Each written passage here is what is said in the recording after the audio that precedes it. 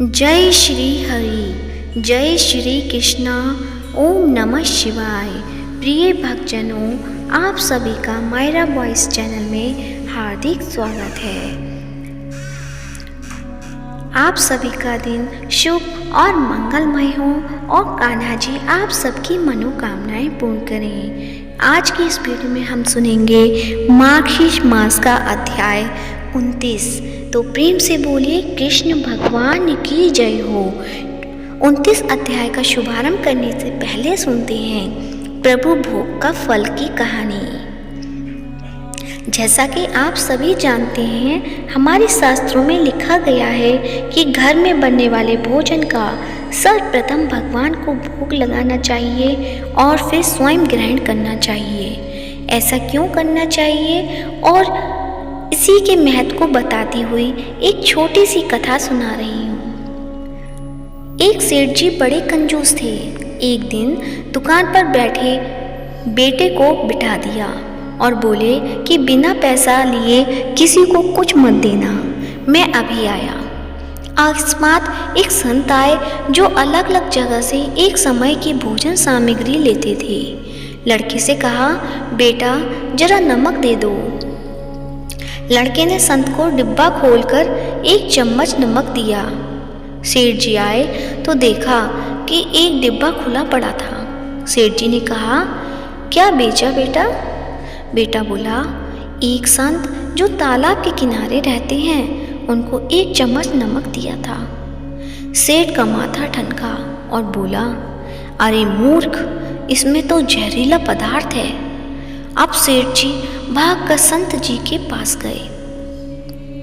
संत जी भगवान के भोग लगाकर थाली लिए भोजन करने ही बैठे थे कि सेठ जी दूर से ही बोले, महाराज जी रुकिए, आप जो नमक लाए थे वो जहरीला पदार्थ था, आप भोजन नहीं करें। संत जी बोले, भाई हम तो प्रसाद लेंगे ही, क्योंकि भोग लगा दिया है और भोग लगा भोजन छोड़ नहीं सकते। हाँ, अगर भोग नहीं लगता तो भोजन नहीं करते। और कहते कहते भोजन शुरू कर दिया। सेठ जी के होश उड़ गए, वो तो बैठ गए वहीं। रात हो गई, सेठ जी वहीं सो गए कि कहीं संत जी की तबीयत बिगड़ गई तो कम से कम वैद्य जी को तो दिखा देंगे तो बदनामी से बचेंगे। सोचते सोचते उन्हें नींद आ गई। सुबह जल्दी ही संत उठ गए और नदी में स्नान करके स्वस्थ दशा में आ रहे हैं। सेठ जी ने कहा, महाराज तबीयत तो ठीक है? संत बोले, भगवान की कृपा है। इतना कहकर मंदिर खोला तो देखते हैं कि भगवान के श्री विग्रह के 2 भाग हो गए हैं और शरीर काला पड़ गया है। अब तो सेठ जी सारा मामला समझ गए कि अटल विश्वास से भगवान ने भोजन का जहर भोग के रूप में स्वयं ने ग्रहण कर लिया और भक्त को प्रसाद का ग्रहण कराया। सेठ जी ने घर आकर बेटे को दुकान संभाल दी और स्वयं भक्ति करने संत की शरण में चले गए। इसलिए रोज ही भगवान को निवेदन करके भोजन का भोग लगा करके भोजन करना चाहिए। भोजन अमृत बन जाता है, अतः आज से ही यह नियम ले कि भोजन बिना भोग लगाए नहीं करेंगे। तो प्रेम से बोलिए भगवान श्री कृष्ण की जय हो। अब सुनते हैं मार्गशीर्ष का अध्याय। श्री शुकदेव जी कहते हैं कि परीक्षित शरद ऋतु थी, उसके कारण बेला, चमेली आदि सुगंधित पुष्प खिलकर महा महक रहे थे। भगवान ने चीरहरण के समय गोपियां जिन जिन रात्रियों का संकेत किया था वे सब की सब पूंजीभूत होकर एक ही रात्रि के रूप में उल्लासित हो रही थीं। भगवान ने उन्हें देखकर दिव्य बनाया। गोपियां तो चाहती ही थीं कि अब भगवान ने भी अपनी अचिंत्य महाशक्ति योग माया के सहारे उन्हें निमित्त बनाकर रसमयी राज क्रीड़ा करने का संकल्प किया। अमना होने पर भी उन्होंने अपने प्रेमियों की इच्छा पूर्ण करने के लिए मन स्वीकार किया। भगवान के संकल्प करते ही चंद्रदेव ने प्राची दिशा के मुखमंडल पर अपने शीतल किरण रूपी कर कमलों से लालिमा की रोली केसर मल दी। जैसे वैद्य दिनों के बाद अपनी प्राण प्रिय पत्नी के पास आकर उसके प्रियतम पति ने उसे आनंदित करने के लिए ऐसा किया हो। इस प्रकार चंद्रदेव ने उदर होकर न केवल पूर्व दिशा का प्रतियुक्त संसार के समस्त चर अचर प्राणियों का संताप जो दिन में शरतकालीन प्रखर सूर्य रश्मि के कारण बढ़ गया था, दूर कर दिया। उस दिन चंद्रदेव का मंडल अखंड था। पूर्णिमा की रात्रि थी। वे नूतन केसर के समान लाल लाल हो रहे थे। कुछ संकोच मिश्रित अभिलाषा से युक्त जान पड़ते थे। उनका मुखमंडल लक्ष्मी जी के समान मालूम हो रहा था। उनकी कोमल किरणों से सारा वन अनुराग के रंग में रंग गया था। वन के कोने कोने में उन्होंने अपनी चांदनी के द्वारा अमृत का समुद्र उड़ेल दिया था। भगवान श्री कृष्ण ने अपने दिव्य उज्ज्वल रस की उद्दीपन की पूरी सामग्री उन्हें और उस वन को देखकर अपनी बांसुरी पर ब्रज सुंदरियों के मन को हरण करने वाली काम बीज क्लीम की अस्पष्ट एवं मधुर तान छेड़ी। भगवान का वह वंशी वादन भगवान के प्रेम को, उनके मिलन की लालसा को अत्यंत उकसाने वाला, बढ़ाने वाला था। यूँ तो श्याम सुंदर ने पहले से ही गोपियों के मन को अपने वश में कर रखा था। अब तो उनके मन सारी वस्तुएं, भय, संकोच, धैर्य, मर्यादा आदि की वृत्तियां भी छीन ली। वंशी ध्वनि सुनते ही उनकी विचित्र गति हो गई। जिन्होंने एक साथ साधना की थी श्री कृष्ण को पति रूप में प्राप्त करने के लिए, वे गोपियां भी एक दूसरे को सूचना न देकर, यहाँ तक कि एक दूसरे से अपनी चेष्टाओं को छिपाकर जहाँ वे थे वहाँ के लिए चल पड़ी। परीक्षित वे इतने वेग से चली गई थीं कि उनके कानों के कुंडल झोंके खा रहे थे। वंशी ध्वनि सुनकर जो गोपियाँ दूध दुह रही थीं, वे अत्यंत उत्सुकतावश दूध दुहना छोड़कर चली पड़ी। जो चूल्हे पर दूध औटा रही थीं, वे उफनता हुआ दूध छोड़कर, और जो लपसी पका रही थीं, वे पकी हुई लपसी बिना उतारे ही ज्यों की त्यों छोड़कर चल दी। जो भोजन परस रही थी, वे परसना छोड़कर जो छोटे छोटे बच्चों को दूध पिला रही थी, वे दूध पिलाना छोड़कर, जो पतियों की सेवा सुसुरमा कर रही थी, वे सेवा सुसुरमा छोड़कर, और जो स्वयं भोजन कर रही थी, वे भोजन करना छोड़कर अपने कृष्ण प्यारे के पास चल पड़ी। कोई कोई गोपी अपने शरीर में अंगराग चंदन और उपटन लगा रही थी और कुछ आंखों में अंजन लगा रही थी। वे उन्हें छोड़कर तथा उल्टे पलटे वस्त्र धारण श्री कृष्ण के पास पहुंचने के लिए चल पड़ी। पिता और पतियों ने, भाई और जाति बंधुओं ने उन्हें रोका। उनकी मंगलमयी प्रेम यात्राओं में विघ्न डाला, परंतु वे इतनी मोहित हो गई थी कि रोकने पर भी ना रुक सकी। रुकती कैसे? विश्व विमोचन श्री कृष्ण ने उनके प्राण, मन और आत्मा सब कुछ का अपहरण जो कर लिया था। परीक्षित उस समय कुछ गोपियां घरों के भीतर थीं, उन्हें बाहर निकालने का मार्ग ही न था। तब उन्होंने अपने नेत्र मूंद लिए और बड़ी तन्मयता से श्री कृष्ण के सौंदर्य, माधुर्य और लीलाओं का ध्यान करने लगे। परीक्षित अपनी परम प्रियतम श्री कृष्ण के असम विरह की तीव्र वेदना से उनके हृदय में इतनी व्यथा, इतनी जलन हुई कि उनमें जो कुछ अशुभ संस्कारों का लेश मात्र अवशेष था वह भस्म हो गया। इसके बाद तुरंत ही ध्यान लग गया। ध्यान में उनके सामने भगवान श्री कृष्ण प्रकट हुए। उन्होंने मन ही मन बड़े प्रेम से, बड़े आवेग से उनका आलिंगन किया। उस समय उन्हें इतना सुख, इतनी शांति मिली कि उनके सब के सब पुण्य के संस्कार एक साथ ही क्षीण हो गए। परीक्षित यद्यपि उनका उस समय श्री कृष्ण के प्रति जार भाव भी था, तथापि कहीं सत्य वस्तु भी भाव की अपेक्षा रहती थी। उन्होंने जिनका आलिंगन किया, चाहे किसी भी भाव से किया हो, वे स्वयं परमात्मा ही तो थे।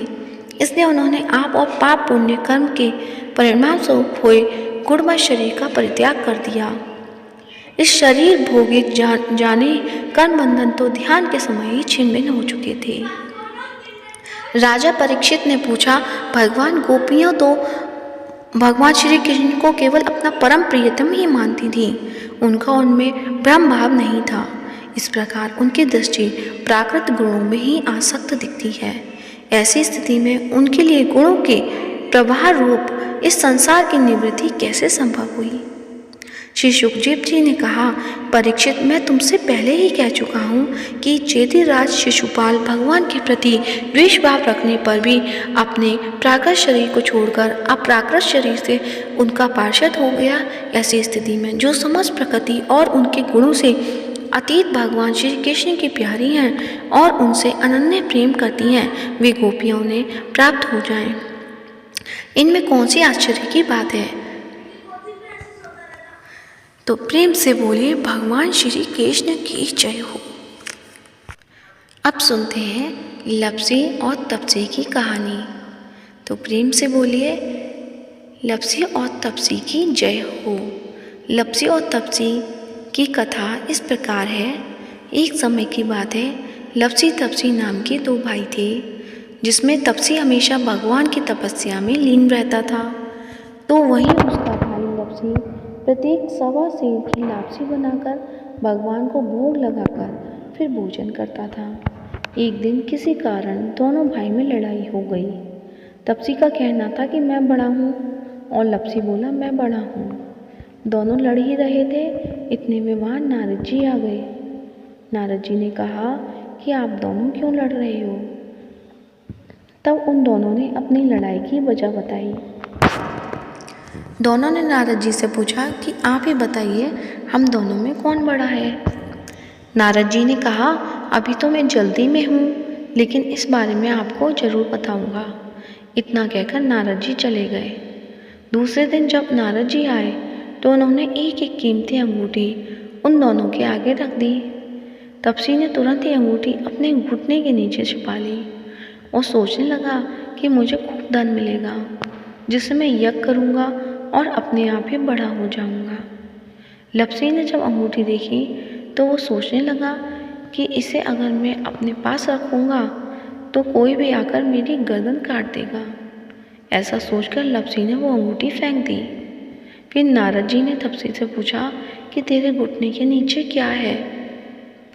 तपसी ने अपना घुटना उठाया तो वह अंगूठी निकली। तब नारद ने कहा कि इतना भजन भाव करने के बाद भी तेरे मन में लालच है, इसलिए तेरे से तो लप्सी ही बड़ा है और अब तुम्हें तुम्हारी तपस्या का फल भी नहीं मिलेगा। तपसी शर्मिंदा होकर माफ़ी मांगने लगा। तब तपसी बोला, नारद देव जी, मेरी आदत कैसे छूटेगी और मेरा पाप कैसे उतरेगा? इसके लिए कोई उपाय बताएं। तब नारद जी ने कहा कि अगर यदि कोई गाय और कुत्ते की रोटी नहीं बनाएगा तो फल तुझे मिलेगा। अगर कोई व्यक्ति किसी ब्राह्मण को भोजन कराकर बिना दक्षिणा के ही उसको विदा कर देगा तो फल तुझे मिलेगा। यदि कोई साड़ी के साथ ब्लाउज नहीं देगा तो इसका फल तुझे मिलेगा। यदि कोई व्यक्ति दीपक से दीपक जलाएगा तो भी फल तुझे मिलेगा। वहीं अगर कोई तुम्हारी कहानी नहीं सुनेगा तो भी फल तुम्हें मिलेगा। कहते हैं उसी दिन से व्रत कथा के साथ लप्सी और तपसी की कहानी पढ़ना और सुनना अनिवार्य हो गई। तो प्रेम से बोलिए, लप्सी और तपसी की जय हो। अब सुनते हैं श्री कृष्ण चालीसा। प्रेम से बोलिए, कृष्ण भगवान की जय हो। वंशी शोभित कर मधुर नील जलतन श्याम अरुण अधर जनु बिम फल नयन कमल अविराम पूर्ण इंद अरविंद मुख पीतांबर शुभ साज जय मनमोहन मदन छवि कृष्ण चंद्र महाराज। जय यजुनंदन जय जगवंदन जय वसुदेव देवकी नंदन जय यशोदा सुत नंद दुलारे जय प्रभु भक्तन के दिगतारे। जय नट नागर नाग नतैया कृष्ण कन्हैया धेनु चरैया पुनि नख पर प्रभु गिरवर धारो आओ दीनन कष्ट निवारो।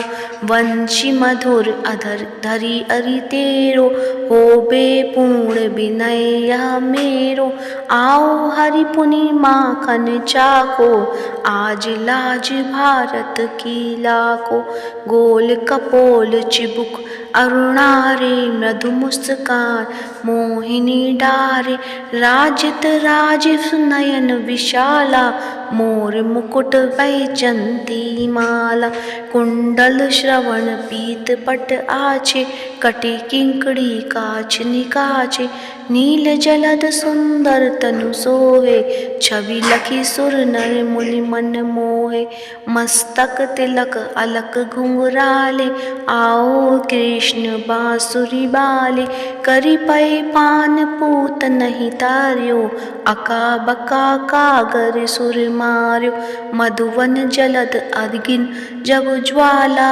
भय शीतल लखती नंद लाला, सुरपति जब ब्रज चढ़ियो रिसाई, मूसर धार बारी बरसाई, लगत लगत ब्रज चहन बसायो, गोवर्धन नखधारी बचायो, लखी यशोदा मन भ्रम दिखाई, मुख महा 14 भुवन दिखाई, दुष्ट कंस अति उधम मचायो, कोटि कमल जब फूल मंगायो, नाथी काल यही तब तुम नीने, चरण चिन्ह दे निर्भय कीने, करी गोपिन संग रास बिलासा, सबकी पूर्ण करी अभिलाषा, केतिक महा असुर सहायो, कंस ही केस पकड़ी दे मार्यो, मात पिता की बंदी छुड़ाई, उग्रसेन कह राज दिलाई, मही से मृतक छहो सुत लायो,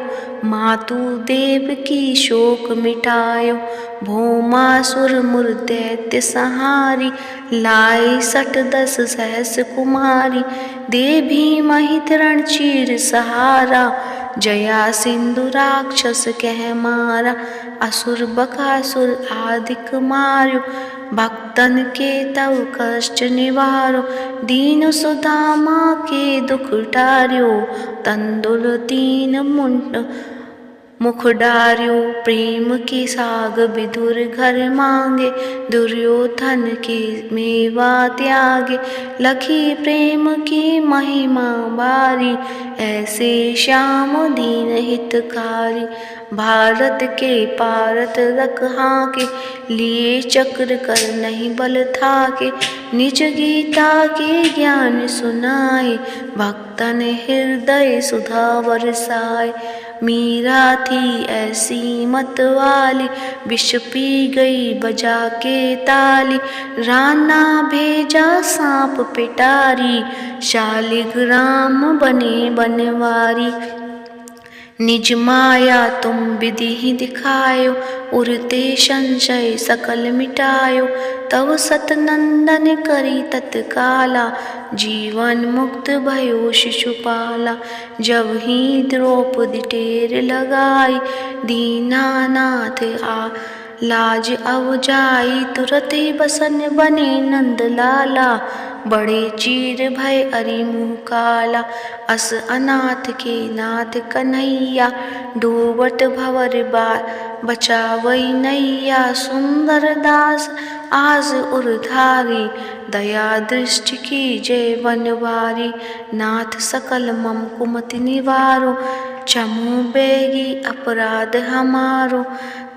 खोलो पट अव दर्शन दीजो, बोलो कृष्ण कन्हैया की जय, बोलो कृष्ण कन्हैया की जय। यह चालीसा कृष्ण का पाठ करे उद्धारी, अष्ट सिद्धि नवनिधि फल ले पधारत चाली। श्री कृष्ण चालीसा समाप्त होती है तो प्रेम से बोलिए कृष्ण भगवान की जय हो। उम्मीद है आज का वीडियो पसंद आया होगा। पसंद आया है तो वीडियो को लाइक करें, ज़्यादा से ज़्यादा शेयर करें और कमेंट बॉक्स में कृष्ण भगवान की जय हो अवश्य लिखें और चैनल को सब्सक्राइब करें। कान्हा जी आप सभी पर अपनी कृपा सदैव बनाकर रखें। धन्यवाद। जय श्री कृष्णा।